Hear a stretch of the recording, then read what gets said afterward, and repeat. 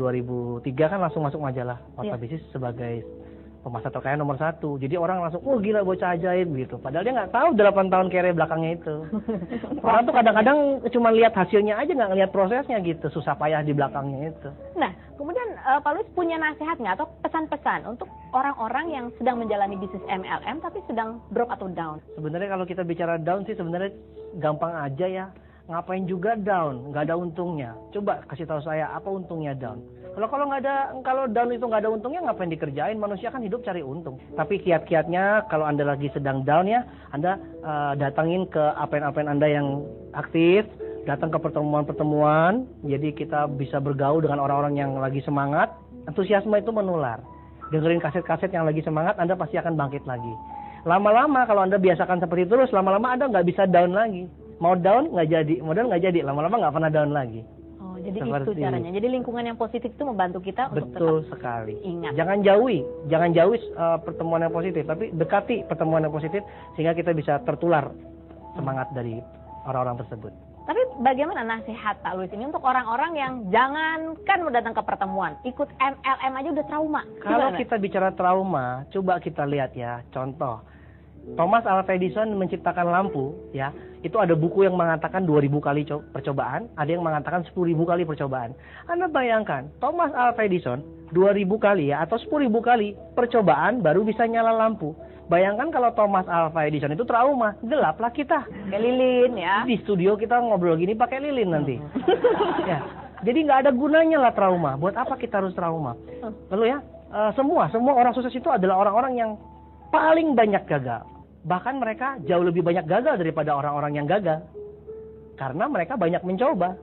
Kalau orang-orang yang gagal ini nggak pernah nyoba. Terus satu lagi contoh ya, anak kecil ya. Waktu Mbak Feni, waktu kecil, waktu bayi kan kita lihat ya.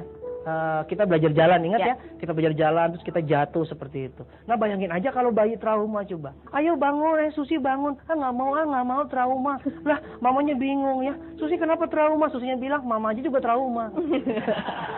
Makanya jangan trauma lah jadi orang, ya. Nggak ada gunanya, nggak ada gunanya kita trauma. Iya, tapi kemudian ini banyak sekali orang di luar sana tuh yang baru dengar jalan ke atas sekarang, bisnis MLM tuh langsung stigmanya negatif gitu.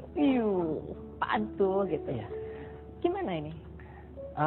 Kalau kita bicara orang negatif, aduh itu mah memang dari sononya ya, kodratnya ya. Gini, saya mau tanya sama Mbak Feni, orang miskin sama orang kaya banyakan mana? Orang miskin. Orang sukses sama gagal? Banyakan orang gagal. Berarti orang-orang yang berpikir positif sama orang-orang yang berpikir negatif banyakan mana? Negatif ya? Iya, karena orang sukses itu orang-orang yang selalu berpikir positif, sedangkan orang-orang gagal atau orang-orang miskin itu orang-orang yang selalu kebiasaannya berpikir negatif.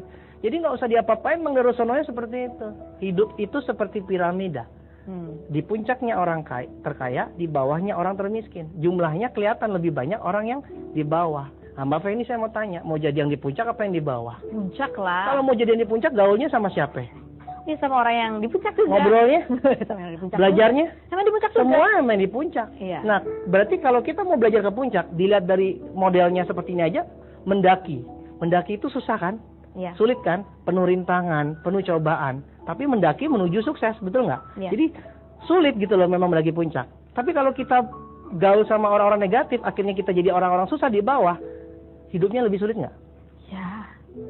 Lebih sulit kan? Jadi yang namanya kehidupan itu kesimpulannya gini, sukses memang sulit, tapi lebih sulit kalau tidak sukses.